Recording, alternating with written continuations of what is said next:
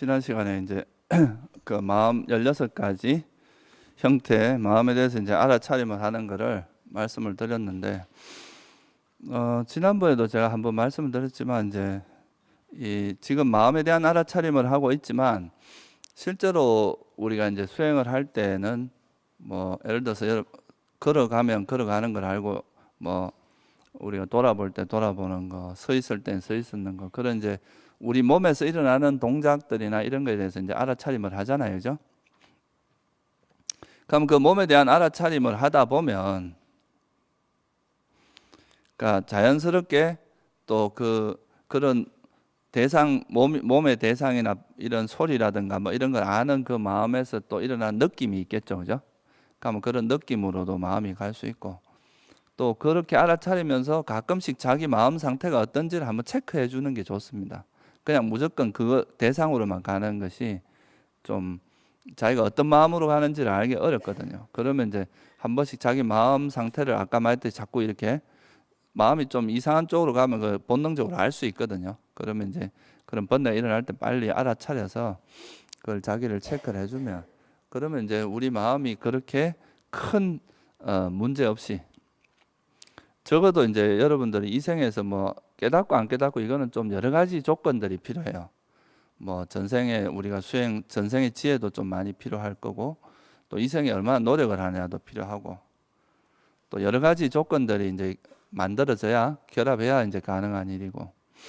근데 이제 자기 마음을 이렇게 알아차리는 것만 잘해도 적어도 여러분들이 큰 고통 없이 살 수 있습니다. 그리고 또 기본적인 어떤 지혜, 그러니까 법에 대한 기본적인 지혜 정도는 충분히 개발할 수 있기 때문에, 이 마음에 대한 알아차림은 반드시 해야, 여러분들이 뭐 연예인들에 대해서 아무리 알아봐야 그 인생에 별로 도움 안 됩니다. 예? 맨날 TV 보고 드라마에 뭐가 나오면 막 그거에 대해서 엄청 관심을 가지죠.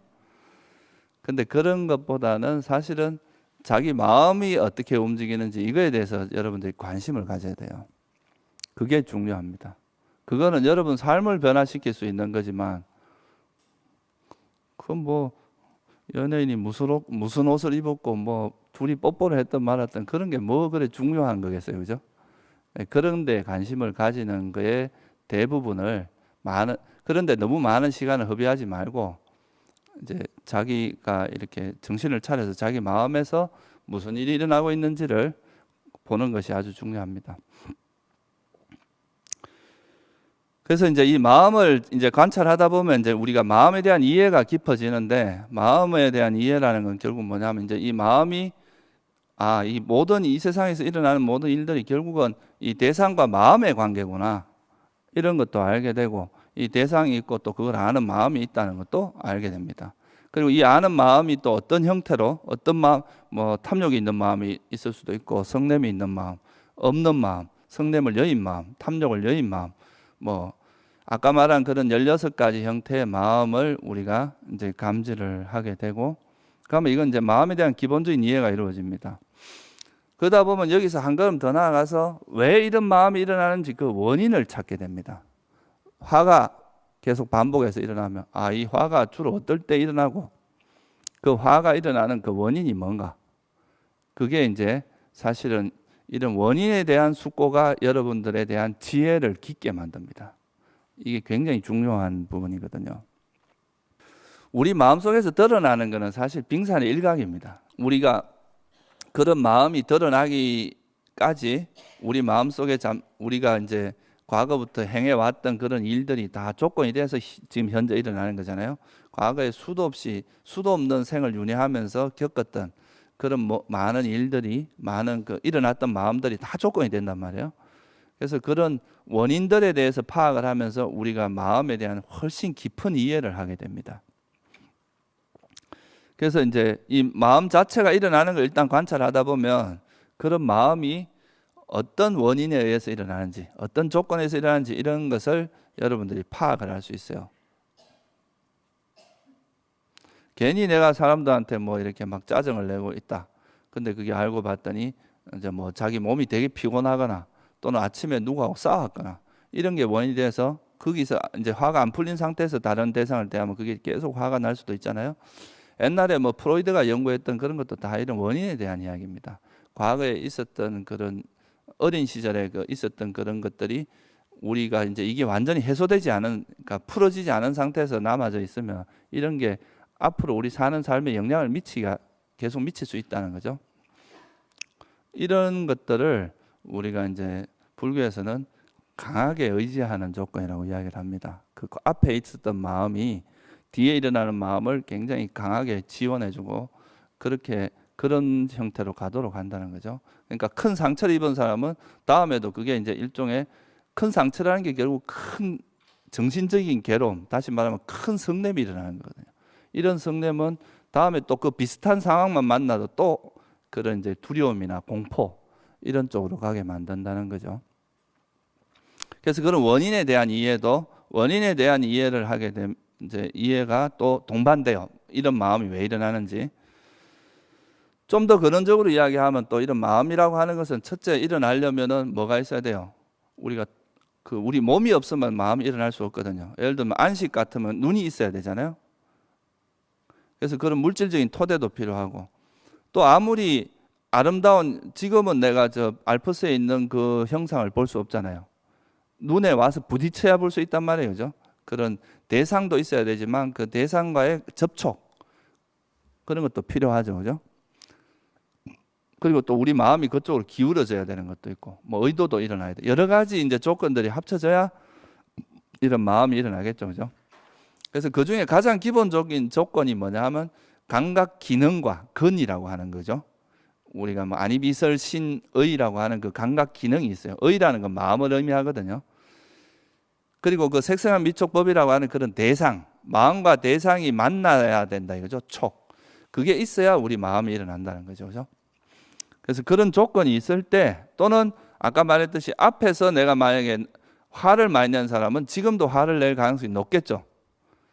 또 평소에 내가 집착을 많이 한 사람은 지금도 집착할 가능성이 높아요. 평소에 지혜롭게 산 사람은 지금도 지혜가 일어날 가능성이 높겠죠. 그래서 앞에 일어난 마음이 뒤에 일어나는 마음을 또 이 조건이 됩니다.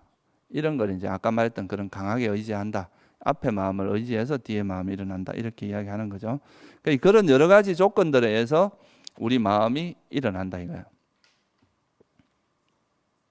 그러니까 여기서 중요한 것은 뭐냐 하면 이 마음이라고 하는 것이 어떤 이런 적당한 원인에 의해서 일어나고, 또 그 원인이 소멸되면 이 대상도 소멸한다 이 말이에요.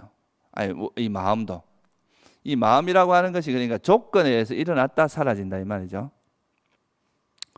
어떤 마음이 그냥 한번 일어났다 영원히 이렇게 계속 지속되는 게 아니라, 이 어떤 감각 접촉에 의해서, 그러니까 뭐 경과 경이 만나서 이렇게 부딪히는 순간에 마음이 일어나지만 또 이게 이제 조건이 사라지면 또 마음도 또 일어난 마음은 사라진다 이거예요.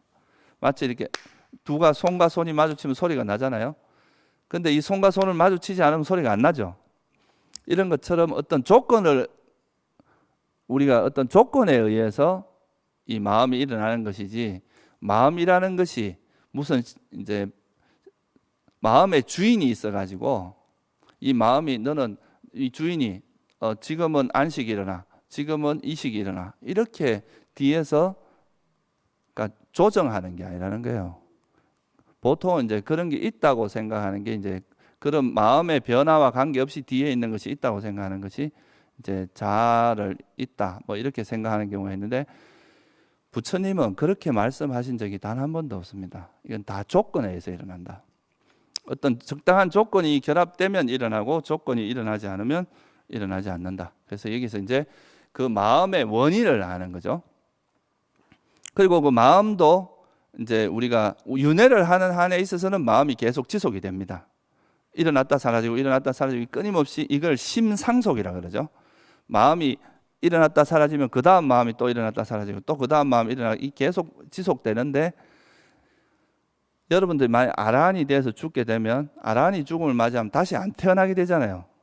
그러니까 오온이 형성되지 않으면 마음도 다시 일어나지 않는다. 마음도 오온 중에 하나잖아요. 그죠? 식온이란 말이에요. 그래서 이제 우리가 번뇌가 소멸하게 되면 이제 그러니까 이런 여러분들 아란이 돼서 죽음을 맞이하는 걸 이거 뭐라 그래요? 파리 니바나라 그러죠. 완전한 열반이다, 반열반이다. 그런 상태가 되면 마음도 멈추게 된다 이거죠. 뭐 물론 이제 멸진정이나 무상유정천에 태어나거나 이렇게 하면 이제 일시적으로 멈추는 경우도 있어요. 근데 완전히 이제 멈추게 되는 경우는 아란이 돼서 이제 멈추게 된다고 이야기를 하죠. 그리고 또 이거 이렇게 수행을 하면서 이 마음은 이런 것이고 또 마음은 이런 조건에서 일어나고 사라지고 또 이거 일어나고 사라지는 그 현상을 계속 관찰하는 이것이 뭐예요? 그게 바로 수행입니다. 윗바사나 수행이고 팔정도 수행이란 말이에요. 그죠? 그게 바로 이제 마음의 소멸에 이르는 길이다 이거죠. 그런 수행을 하는 게. 그래서 이 마음과 마음의 원인, 마음의 소멸에 이르는 길 이런 거를 철저히 이해하는 게 바로 마음을 꿰뚫어 안다. 이렇게 이야기하는 거죠. 여러분들 여기서 보면 마음은 마음에서 꿰뚫어 안다 이런 말들이 나오잖아요. 그죠? 그게 바로 이런 것을 철저히 아는 걸 이야기합니다. 부처님은 이런 단순한 테크닉만 말한 게 아니에요. 여러분들이 그런 마음을 알아차리는 과정에서 이런 지혜들이 성숙해야 된다는 걸 의미하는 거죠. 이런 지혜가 안 생기면 그건 수행을 잘못한 거다 이거예요. 그죠?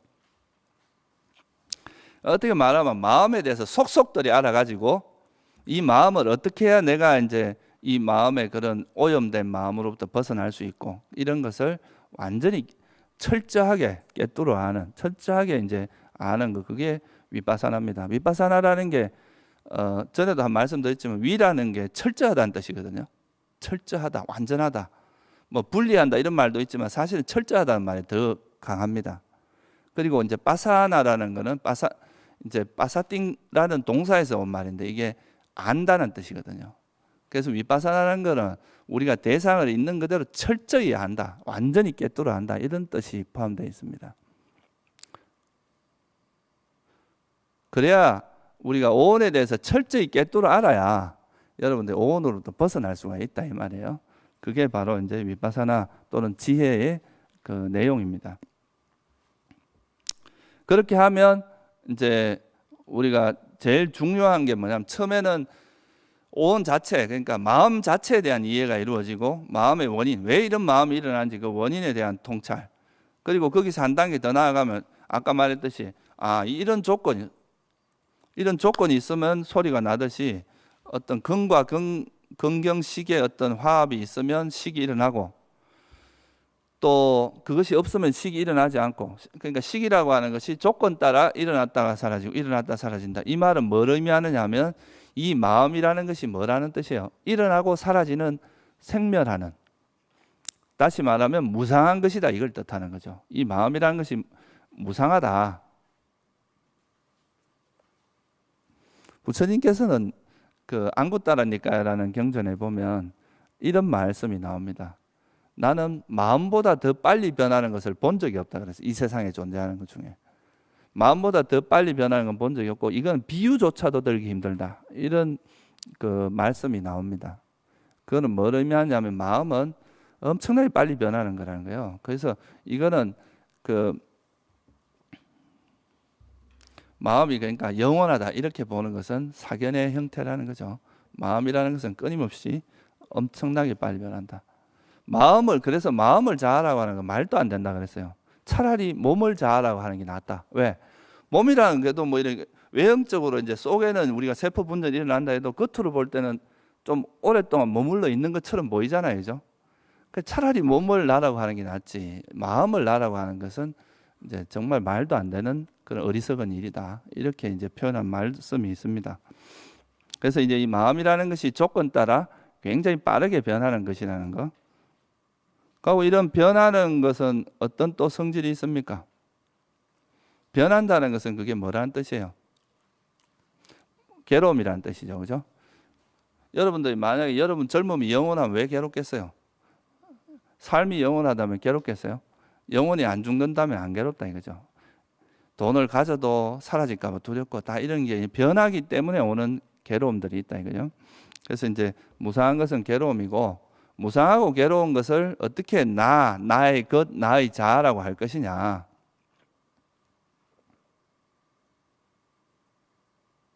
내 것이 아니다 이거죠. 이것은 어떤 조건에서 일어나고 사라지고 하는 것에 어떻게 변하지 않는 실체가 있을 수 있으며, 이것이 내 것이라고 하는 것은 경전에 이런 비유가 나옵니다. 어떤 왕이 있는데 이 왕이라는 사람, 왕이 있으면 내가 만약에 누가 죄를 지었으면 그 사람을 감옥에 가둘 수 있어요, 없어요? 감옥에 가두고 뭐 이제 뭐 잘못된 게 있으면 뭐 고통도 줄 수 있고 그렇잖아요, 그죠? 또 잘한 게 있으면 상도 줄 수 있고, 그게 이제 왕의 의미고 주인의 의미라는 거죠. 근데 여러분들, 여러분 마음을 내가 앞으로는 고통스러운 마음은 절대 일어나지 마라, 한번 해보세요. 되던가요? 그래, 안 된다 이거죠. 그러니까 행복한 마음만 일어나라, 그것도 안 돼요. 일어난 마음이여 사라지지 마라, 안 됩니다. 여러분이 통제력을 행사할 수 있는 것은 아주 극히 뭐 선한 마음을 불선한 마음으로 대체하는 건 가능할지 몰라도, 그것이 그 마음 자체를 통제하거나 주인이 될 수는 없다는 거예요. 실제로 만약에 그래 될 수 있는 사람이 있다면 그 사람은 뭐 진짜 뭐 좋겠죠. 어떤 마음도 일어나지 말고 행복감만 일어나거라 하면 계속 행복한 마음만 일어나야 될 거 아니에요. 그래서 그렇게 표현을 하시면서 마음은 통제력을 행사할 수 없다, 우리가. 그래서 이거는 내 것이 아니다 이거예요. 내 것이라면, 여러분이 만약 주인이라면 여러분 마음대로 돼야 된다 이거죠. 내가 이 방의 주인이라면 너는 내 보기 싫으니까 나가 하면 나갈 수 있어야 된다 이거죠. 그런데 우리 마음은 그런 통제력을 행사할 수 없기 때문에 무하다. 그래서 경전에서 두 가지 형태로 보통 설명을 합니다. 하나는 그 실체가 없기 때문에 무하라고 설명할 때가 있고, 또 하나는 통제력을 행사할 수 없기 때문에 무하다. 이건 내 마음대로 되지 않는다, 그렇게 이제 설명을 하죠. 그래서 이런 거를 이제 그 원인에 대한 이해가 이루어지면, 소위 말해서 이제 이런 무상고무하라고 하는, 이거를 경전에서 띠라카나라 그래요. 띠라는 건 셋이라는 뜻이고, 라카나라는 뜻이 이제 특징 뭐 이런 뜻이거든요. 그래서 세 가지의 그 유의법의 특성이다 이거죠. 우리가 보통 삼법인으로 알고 있는 내용입니다. 무상하고 괴로움이고 고다, 무상고 무아라고 하는 이 세 가지의 특성을 가지고 있다. 유의법이라고 하는 것은 형성된 법은 항상 무상고 무아의 특징을 가지고 있다는 거.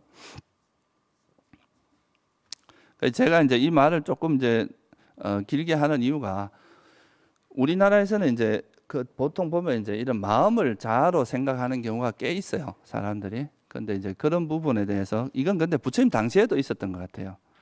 그러니까 그 가래 멸진의 경이라고 마치마니까에 보면은 38번째 경이 있습니다.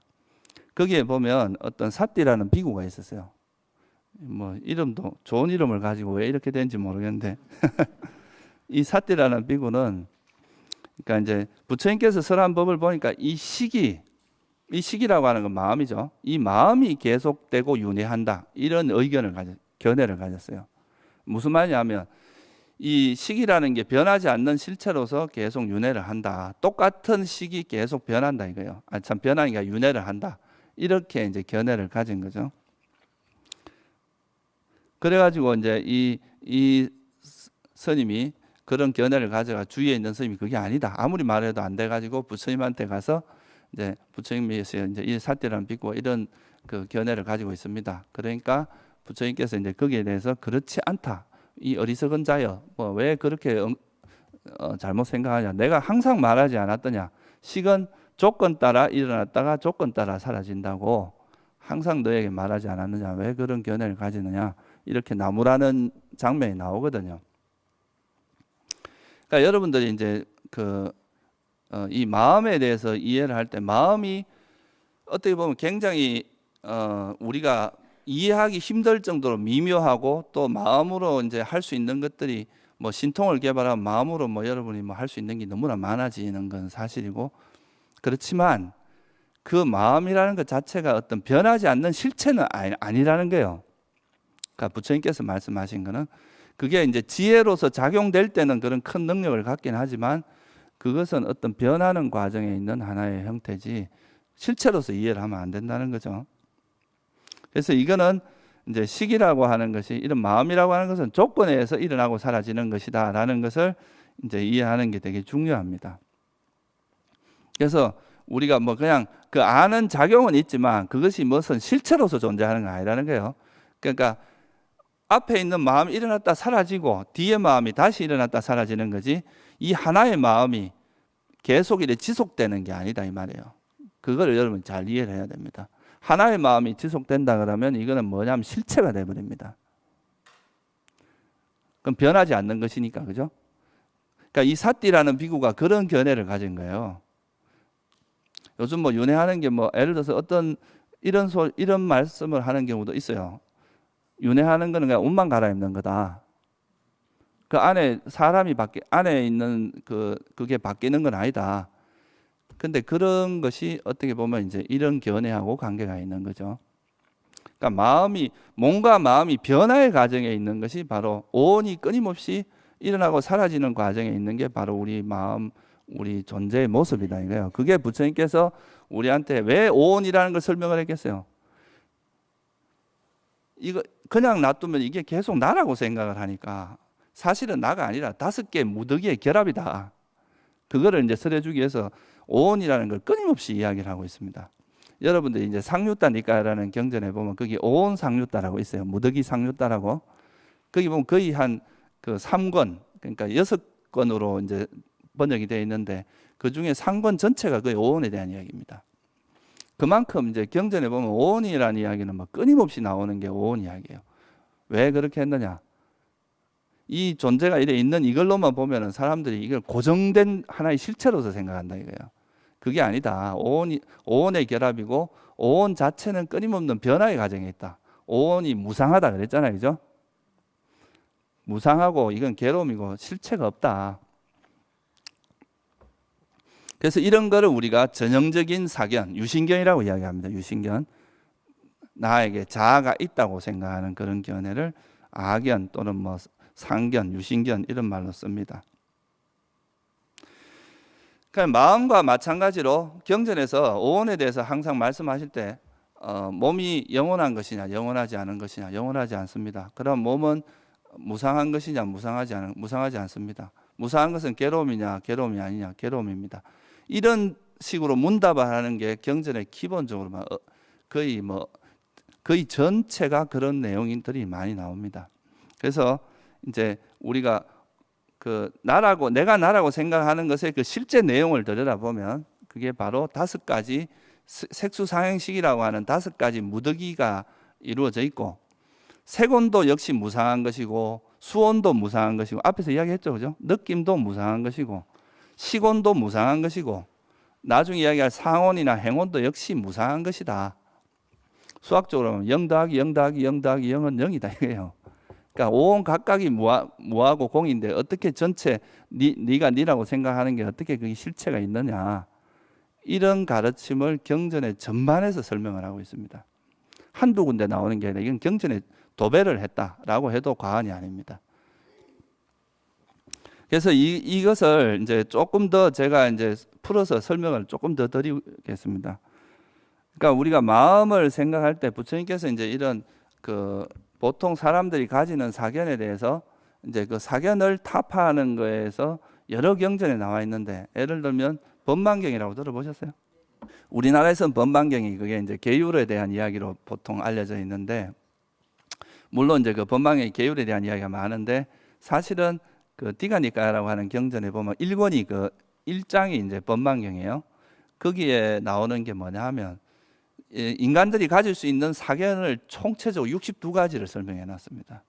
그래서 그 사견, 우리가 보통 일반적으로 사람들이 가질 수 있는 사견에 대해서 62가지로 나눠 설명을 했고 또 마지막 니까야나 이제 이런 경전에 보면 20가지로 설명한 게 있는데 지금 제가 그 부분만 설명을 간단히 드릴게요. 그러니까 이건 뭐냐 하면 색온을 자아라고 생각하거나 수온을 자아라고 생각하거나 색온을 자아라고 생각하는 방식이 4가지가 있어요. 그 다음 수온도 4가지가 있고 그러면 색수상행식이라고 하는 오온 5가지를 각각 4가지씩 사견을 가지고 있으니까 총 몇 가지가 돼요?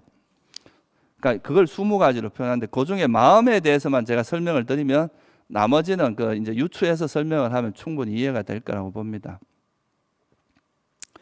첫 번째 사견이 뭐냐 하면 마음이 곧 자아다라고 보는 거예요. 지금 이 삿띠 비구가 한 게 맨 그런 거고요. 이 마음 자체가 바로 이제 나다. 이렇게 보는 것이 이제 첫 번째 사견입니다.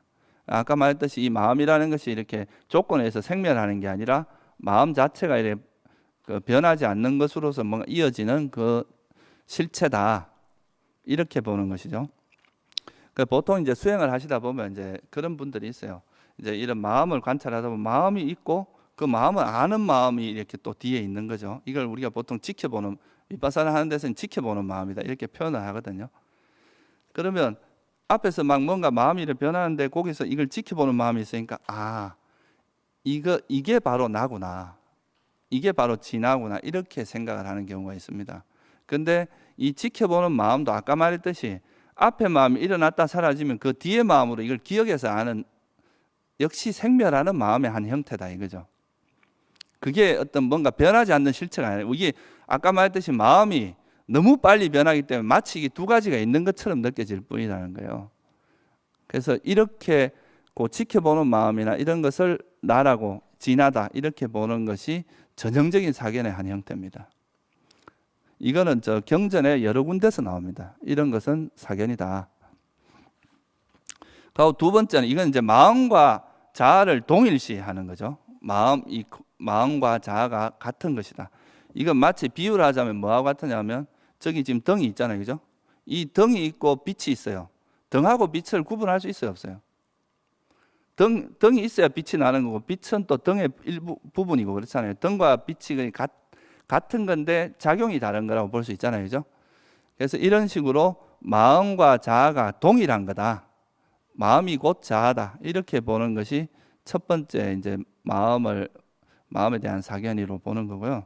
두 번째는 이 마음이 자아는 아닌데 이 마음 안에 자아가 꼭꼭 숨어 있다 이렇게 보는 거죠. 우리 마음에 이런 거 뭔가 번뇌나 이런 걸 드러내고 나면 그 안에 자아가 드러난다. 이렇게 보는 것도 이제 전형적인 사견의 한 형태다. 이거는 이제 비유를 하면 뭐라고 부처님께서 비유를 했느냐 하면요. 경전에는 이런 비유는 안 나오는데 이제 주석서에 나오는 비유인데요.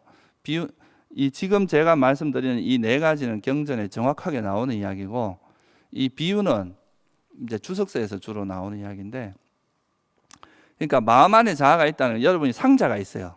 이 상자가 있는데 상자를 계속 열다 보면 그 안에 뭐가 아주 막 보배스러운 구슬이 그 안에 있다 이거죠. 계속 이렇게 하다 보면 그게 마음을 이렇게 마음에 있는 번뇌를 버리다 보면 그 안에 자아라는 것이 있다, 숨어 있다. 이렇게 보는 것이 두 번째 사견의 형태입니다. 아까도 말했지만 그냥 그 마음이라는 것은 어떤 조건에서 벌어지는 것이 마음을 벗어난 뭐 안에 숨어 있고 이런 것은 없다고 보는 거죠. 그 다음에 이제 세 번째는 뭐냐 하면 자아 안에 마음이 있다고 보는 거죠. 자아라는 것이 있고 자아라는 그 바탕에서 마음이라는 것이 드러나는 것이다. 이렇게 보는 게 세 번째 사견이라고 그랬습니다. 이거는 뭐에 비유를 했느냐 하면요. 꽃이 있어요. 여기 지금 아름다운 꽃이 있으면 그 꽃에서 향기가 나잖아요, 그죠? 그러면 이 향기는 꽃이라는 것을 꽃에서 이래 드러나는 거잖아요, 그죠? 이게 이제 그런 것처럼 마음이라고 하는 것도 자아가 있어가 그 자아에서 이렇게 자아가 드러나는 형태다 이렇게 보는 거죠. 그러니까 그 자아에서 마음이 이렇게 드러나는 형태다 이렇게 보는 것도 역시 이제 사견의 한 형태다. 사람들이 이제 이런 것은 이런 사견을 가지게 되는 가장 큰 게 뭐냐면 사람들이 누구나 이 세상에 존재하는 사람들은 계속 나라는 존재가 지속되기를 원하고 행복하기를 원하고 영원하기를 원하는 그런 뭐가 있느냐 하면 욕망이 있습니다. 그 탐욕이 바탕이 되기 때문에 이렇게 되기를 원하는 거죠. 그게 이제 그런 마음이 작용해서 이것이 나다, 이것이 나가 아닌 것을 나라고 자꾸 이제 집착을 하고 싶어 하는 거죠. 그리고 이제 마지막은 뭐냐 하면 자아가 마음을 소유하고 있다. 그러니까 보통 이제 이거는 어떻게 비유를 할 수 있냐면 나무에 이제 새가 있는데 그 새가 빛이 되면 이 새의 그림자가 밑에 나오잖아요, 그죠? 이 그림자는 이 마음의 소유, 이 새의 소유라고도 할 수 있죠, 그죠? 이 새에 의해서 나타나는 거잖아요. 그래서 이 마음이라는 것이 자아가 있고 그 자아의 그림자처럼 자아가 소유하고 있는 것이다. 이렇게 보는 형태가 있다는 거예요. 그래서 이게 이제 우리가 마음에 대한 잘못된 이해의 네 가지 전형적인 걸 보여주는 겁니다. 그러니까 마음이라는 것은 그냥 부처님께서는 그냥 조건 따라 일어났다가 사라지는 하나의 현상일 뿐이다. 그런 작용일 뿐이다라고 이야기를 한 거고요. 근데 이것이 자아라고 생각하거나 이 안에 뭔가 좀 자아가 숨어 있지 않겠냐 본다거나, 이 마음은 드러나고 있지만 자아라는 바탕에서 이 마음이 드러날 거라고 본다거나, 또는 마음이 이래 멀리 이제 마치 우리가 창조주가 있어 갖고 우리는 그 창조의 피조물이고 소유물이다, 뭐 이렇게 보는 것처럼 이 어떤 자아가 있어서 마음이라는 것이 이 자아의 소유물로 속한 것으로서 그렇게 이해를 하는 경우, 이런 것들이 다 이제 전형적인 사견의 한 형태라고 본 거예요.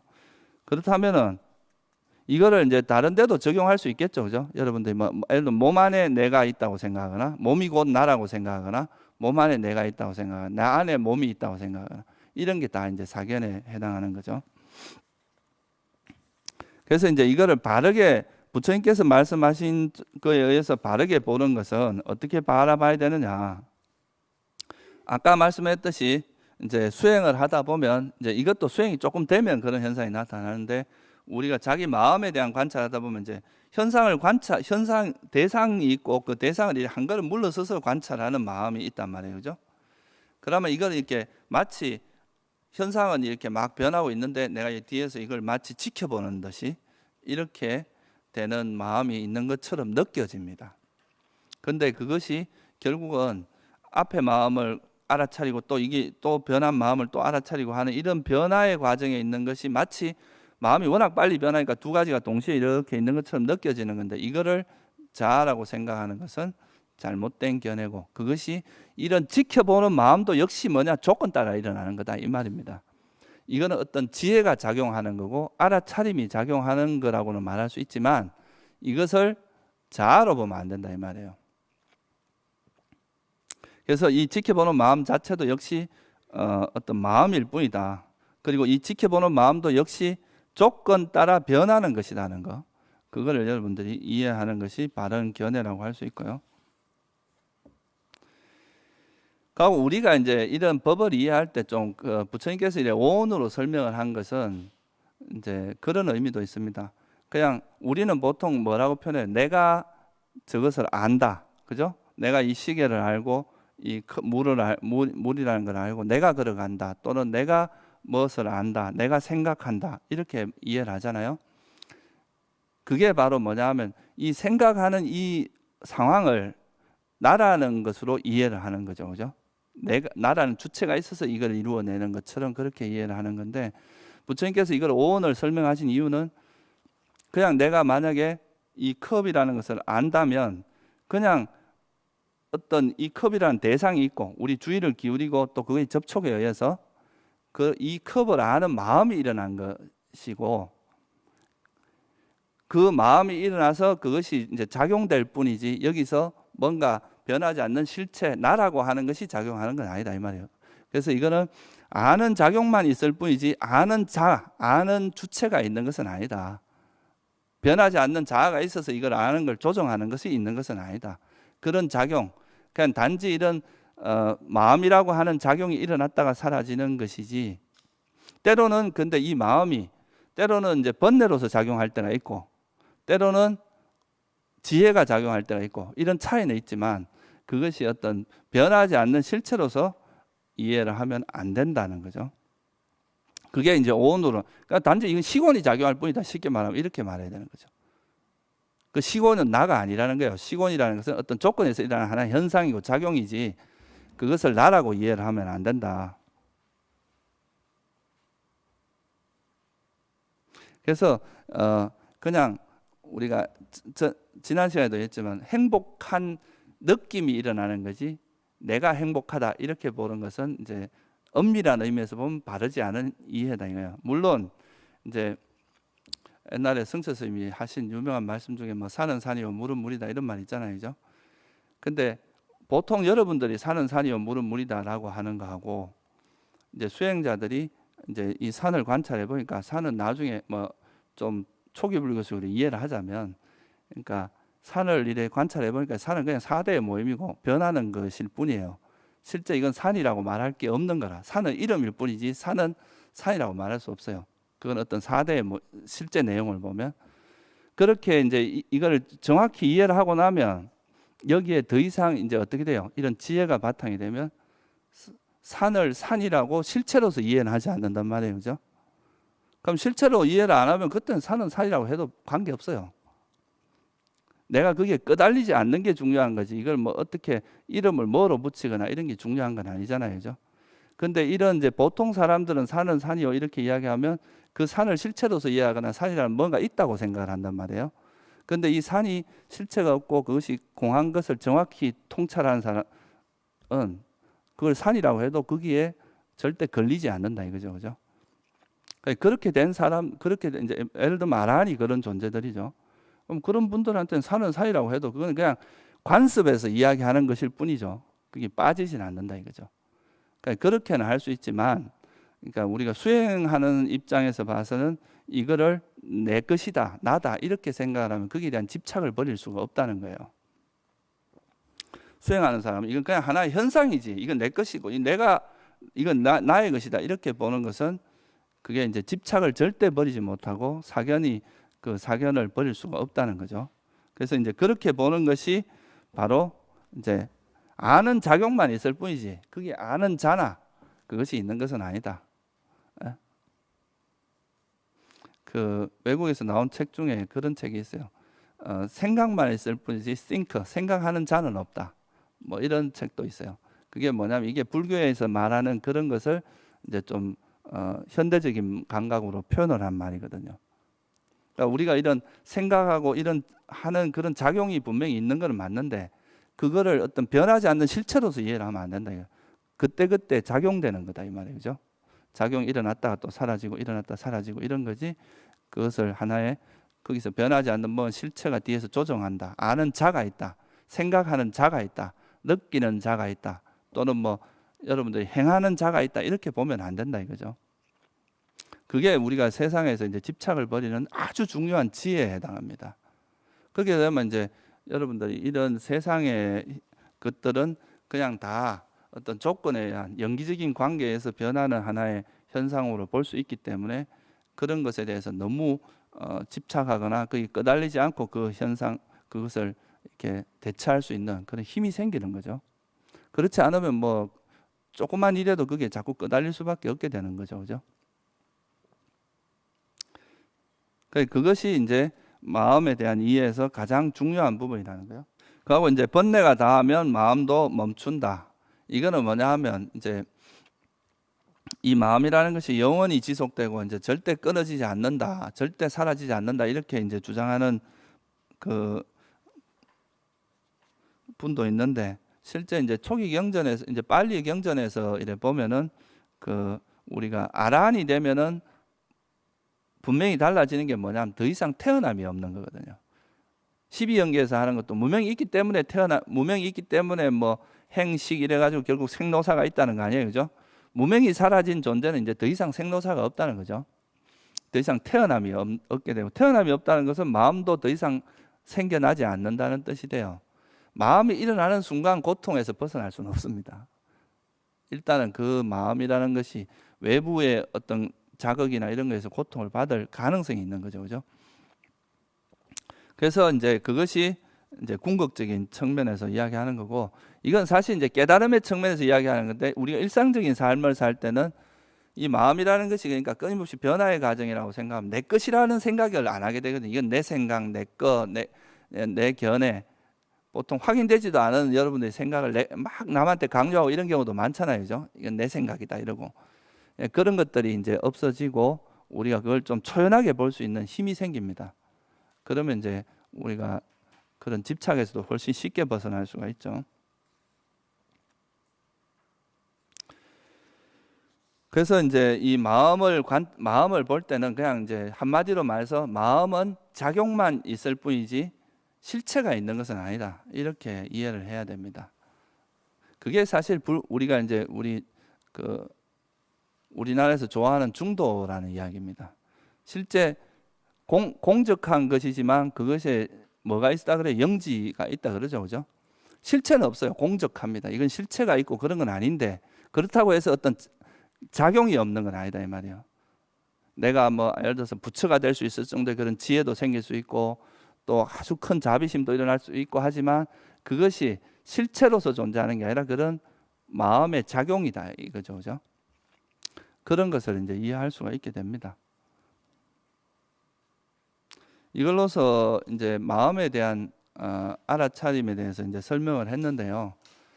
이 마음에 대한 알아차림하고 결국 이제 이 법에 대한 알아차림, 심념처와 법념처는 아주 밀접한 관계가 있습니다. 우리가 예를 들어서 제가 일묵이라는 스님을 볼 때 제가 전체적으로 여러분들이 일묵 이렇게 볼 수도 있지만 또 일묵 스님은 코는 어떻게 생기고 팔은 어떻게 생기고 이렇게 세세하게 디테일하게 볼 수도 있잖아요, 그죠? 그런 것처럼 우리가 마음을 볼 때도 전체적인 마음 전체를 가지고 이렇게 볼 수도 있지만 그 마음의 내용이 이제 뭐 어떤 요소들이 있나 그런 것들을 관찰할 수도 있거든요, 그죠? 그러니까 어떻게 보면 마음에 대한 관찰은 전체적으로 이렇게 관찰하는 거고 법이라는 것은 그 마음을 이루고 있는 그 요소들을 하나하나를 이렇게 섬세하고 뚜렷 아주 디테일하게 관찰하는 걸 이야기합니다. 그래서 사실 법념처가 조금 더 예리한 지혜가 필요해요. 좀 더 섬세하게 보는 거기 때문에. 그래서 이거는 뭐하고 관계 있느냐 하면 이제 우리가 오언을 이야기할 때 수상행식이라 그러잖아요, 그죠? 이 식은 마음이고 수상행이라고 하는 이걸 우리가 마음부수라고 이야기를 합니다. 그러니까 뭐냐, 마음부수는 이제 우리나라에서도 그 마음을 심왕이라고 표현하고 마음부수는 이제 심소라고 표현하거든요. 그래서 마음이 이제 대장이고 마음이 왕이라고 표현한다면 그 마음부수는 이 왕을 도와주는 형태로 작용한다는 거예요. 그러니까 마음이 어떤 대상을 인식하는 것을 도와주는 역할을 하는 게 마음부수입니다. 그래서 마음이 모든 일을 할 수 없으니까 마음은 대상을 아는 역할만 하고 느낌이 대상에 이제 좋다 싫다 이런 걸 파악하는 거죠. 느낌이 하는 역할은, 인식은 대상을 인식하는 역할을 하고, 그 다음에 행원에서는 이제 뭐 탐욕이나 성냄 이런 거는 이제 그 대상이 또 그렇게 작용을 하는 거죠. 그래서 어떻게 보면 법념처는 이 마음 부수에 대한 알아차림이다 이렇게 이제 쉽게 말하면 그렇게 할 수 있어요. 그래서 아까 말씀드렸듯이 이제 제가 어떤 사람을 볼 때 사람을 전체적으로 저 사람은 뭐 홍길동이다 이렇게 볼 수도 있지만 저 사람의 팔은 어떻게 생겼고 코는 어떻게 생겼고 뭐 다리는 어떻게 생기고 이렇게 아주 세세한 걸 관찰할 수 있는 것처럼 마음을 전체적으로 우리가 보통 마음이라고 할 때는 마음과 마음부수가 결합된 그 상태를 이야기합니다. 수상행식을 통째로 본다 이 말이에요. 근데 거기서 이제 구체적으로 이렇게 작용하는 게 탐욕이구나, 이것은 성냄이구나, 이렇게 아주 구체적인 그 마음 심리 현상을 관찰하는 것은 법념처에 해당합니다. 그래서 그거를 이해하려면 여러분들이 뭐 간단하게 그 정도는 이해를 해야 될 것 같아서 제가 마음과 마음부수에 대해서 간단히 설명을 드렸어요. 그러니까 마음과 마음부수는 이제 왕과 신하의 관계라고 보시면 되고 이 두 가지는 항상 같이 일어났다 같이 사라진다는 거, 따로따로 움직이는 게 아니고 한 묶음으로 움직인다 이거예요. 여러분들 머리 따로 가고 몸 따로 가고 뭐 이렇게 안 되잖아요, 그죠? 이 몸이라는 게 움직일 때는 항상 같이 움직이잖아요, 그죠? 그런 것처럼 마음과 마음부수도 같이 움직이는데 이걸 구태여 구분하자면 이게 통째로 있을 때는 사람들이 이걸 자꾸 자아라고 이제 오해를 하니까 부처님께서 이걸 수상행식이라고 이렇게 쪼개놓은 거예요. 사실 너희들이 그 마음이라고 이해하는 것도 엄밀하게 들여다보면 느낌과 인식과 그 다음에 이제 의도적인 이런 행위와 이 식이라고 하는 네 가지 무더기의 결합이다. 그렇게 봄으로써 이제 마음을 자아로 생각하는 이런 사견을 버리게 하는 거죠.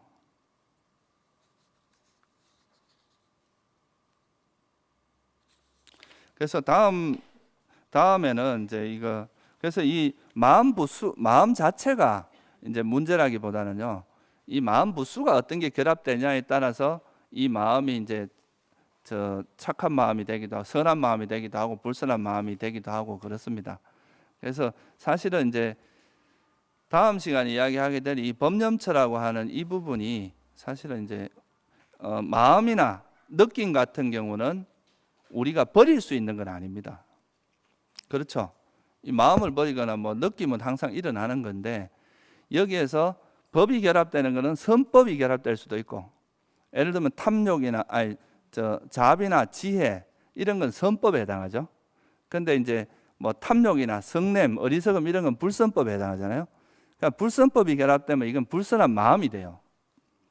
근데 선법이 결합하면 선한 마음이 되겠죠. 그죠?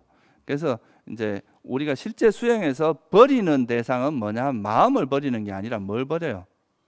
이 법을 버리는 겁니다. 불선법을 버리면, 그러니까 뭐 예를 들어서 탐욕이나 성냄이나 어리석음 이런 걸 버리면 그게 이제 그걸 수행해서 그걸 버려지면 우리 마음은, 그러니까 거기서 마음에서 이제 마음 자체가 문제라기보다 여기에서 오염되어 있는 것만 제거하고 나면 마음은 청정하게 된다 이거죠. 그죠? 그래서 이거를 버리는 것은 법에서 그러니까 선법과 불선법이 나눠지면서 이걸 버릴 수 있다 이거예요. 그래서 여러분들 이게 이제 법에 대한 이해, 법념처를 이해하는 것은 결국 뭐냐면 오온으로 치면 상온과 행온입니다. 느낌을 제외한 나머지 그 마음 부수는 다 법념처에 들어가거든요. 그래서 특히나 그 행온, 그러니까 이제 그래서 이게 법념처에 보면 이제 오온하고 오장의 요소하고 칠각지 이게 두 개가 대표적인 법념처에 들어갑니다. 오장에는 뭐예요? 불선법의 대표적인 거죠. 그 다음에 칠각지는 선법의 대표적인 거잖아요. 그래서 이게 오장에는 버리고 칠각지는 개발하는 쪽으로 가는 게 수행이다 이렇게 말할 수도 있는 거죠. 거기에 대해서 이제 다음 시간에 또 설명을 하기로 하겠습니다. 오늘 여기서 마치겠습니다.